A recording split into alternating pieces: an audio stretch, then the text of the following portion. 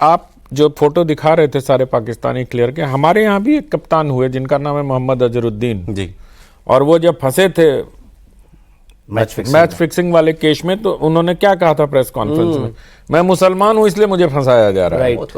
तो ये जो विक्टिम कार्ड खेलने की आदत हो गई है ना, ये विक्टिम कार्ड खेलना है। ये सिर्फ पाकिस्तानी, दीपक जी भी ठीक कह रहे हैं कि भारत, पाकिस्तान और बांग्लादेश के मुसलमानों में ये विक्टिमहुड की प्रवृत्ति बहुत तेजी से बढ़ी है और उनको लगता है कि जैसे ही हम विक्टिम हो जाएंगे हमको एक शील्ड मिल जाएगा। अभी मैं एमजे अकबर साहब से एक दिन बात कर रहा था संवादी कार्यक्रम में, तो उन्होंने कहा कि ये मूर्ख लोग कहते हैं इस्लाम खतरे में है। अरे भाई, इस्लाम कैसे खतरे में आ सकता? अगर तुम्हारा ईमान ठीक है तो ठीक है, हिंदू अगर तुम हो, अगर तुम्हारी आस्था ठीक है तो तुम ठीक हो। मुसलमान खतरे में हो सकता है, इस्लाम खतरे में नहीं हो सकता। बिल्कुल ठीक। लेकिन ये जो कुछ लोग जनरलाइज करके अपने आप को मुसलमान का प्रतिनिधि बनाकर सामने पेश कर देते हैं ना, दिक्कत वही। ये जो मौलाना साहब ने जो फतवा वो ठेले पे डाल के, जिसको कह रहे हैं नकवी साहब कि ठेले पे आलू ले लो, टमाटर ले लो टाइप से बेच रहे हैं, उनकी स्टैंडिंग क्या है मुस्लिम सोसाइटी में, ये भी देखा जाना चाहिए। वो क्या है? फरंगी माली साहब ने तो एकदम से स्पष्ट कह दिया कि समीन ने जो किया वो ठीक है, वो इस्लाम सम्मत है। अब वो मौलाना साहब वहाँ कहीं उठ जाते हैं, कभी कभी सावाना आदमी पे कह देते हैं, कभी किसी पे कह देते हैं, कभी कह देते हैं कि स्कर्ट पहनना गुनाह है, कभी कह देते हैं सिनेमा देखना गुनाह है। अरे भैया, तो सबसे पहले तो आमिर खान, सलमान खान और तीसरे वाले शाहरुख खान, सैफ अली खान, इन लोगों को कहो ना। उनको मुसलमान ही नहीं मानते। वो नहीं मानते हैं नहीं मानते। अभी मुसलमान की बात होगी तो तुरंत अपने आइकन दिखाने शुरू हो जाएंगे। तो जब आप तो सर ने शब्द इस्तेमाल किया तनखैया, नहीं, उनका कोई स्टैंडिंग ही नहीं है। नहीं आनंद जी, मैं आपकी बात से इत्तेफाक करता हूँ। एक बात मैं बताऊँ आपको, इनकी कोई स्टैंडिंग नहीं है ऐसे लोगों की।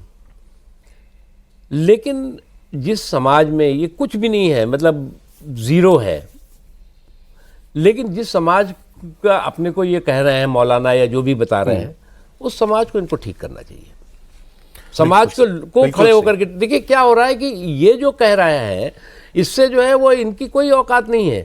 पूरे समाज जो है वो प्रश्नों के घेरे में खड़ा हो जाता है। एक मजहब बदनाम हो रहा है, पूरा मजहब। और ये सवालों के घेरे में जब खड़ा होता है तो हम जैसे लोग, तमाम लोग, क्या है आपके मुसलमानों में हो रहा है? ये मुसलमानों के ठेकेदार नहीं है, लेकिन ठेकेदार बन करके ये इस तरह का माहौल। सर मैं कह रहा हूं, अगर उस आदमी को 4 लोग भी मानते हो, हाँ, 4 लोग भी मानते हो, मानते तो 4 लाख लोग हैं सर। नहीं, ठीक है, तो ऐसे में वो अकेला भी नहीं है ना, ऐसे कई हैं। मैं इस डिस्कशन को नकवी साहब वाले पॉइंट पर ही लाना चाह रहा था। पॉइंट, हम इसको बहुत मिनिस्कुअल फ्रिंज कह करके कह रहे नहीं, हम फ्रिंज नहीं कह रहे, उसको हम हल्के में लेंगे अगर ऐसा करेंगे तो।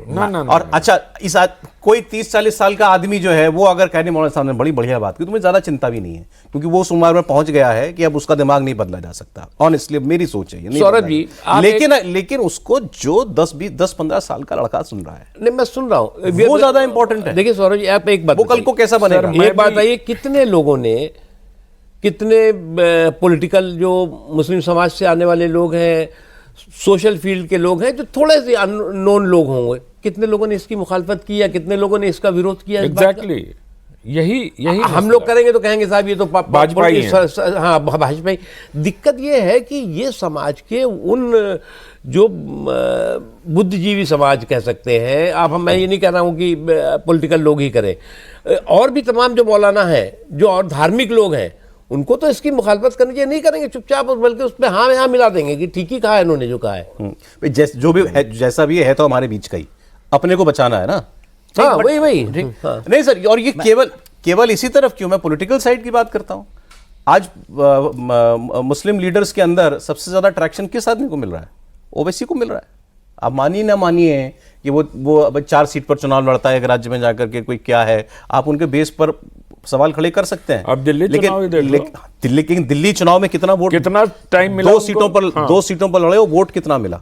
यूथ के अंदर उस आदमी को लेकर के ट्रैक्शन बढ़ रहा है। मैं आपको बताऊं सर जी, ओवैसी को लेकर के बहुत होता है कि साहब ये तो बीजेपी की ए टीम, बी टीम, सी टीम है। बीजेपी जो है, जो 20 करोड़ 18 करोड़ लोगों की पार्टी है, जिसके की लगभग एलाइज है खुद अपने आप में 40 से ज़्यादा लोग, ज़रूरत नहीं किसी ए बी टीम की। एक चीज़ मैं आपको बताऊं, 75 का समय था, 75 नहीं बल्कि 72-73 का समय था।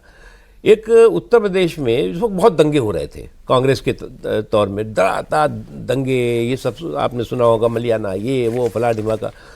एक पार्टी बनी, उसका नाम था मुस्लिम मजलिस, डॉक्टर फरीदी। बहुत अच्छे थे, बहुत ही बुद्धिजीवी थे। उन्होंने जो है वो सही उद्देश्यों को लेकर के जो है वो एक पार्टी का गठन किया, और उसके बाद जो है वो एक त्रिदलीय मोर्चा बना, उसमें चरण सिंह जी की पार्टी, उसमें संयुक्त सोशलिस्ट पार्टी और ये मुस्लिम मजलिस, इसने एक त्रिदलीय मोर्चा बना करके चुनाव भी लड़ा। और चुनाव में जो है वो सभी सीटें, जितनी बाई इलेक्शन हुए थे, क्या हुए थे, सभी धड़ाधड़ सीटें ये जीत गए ये लोग।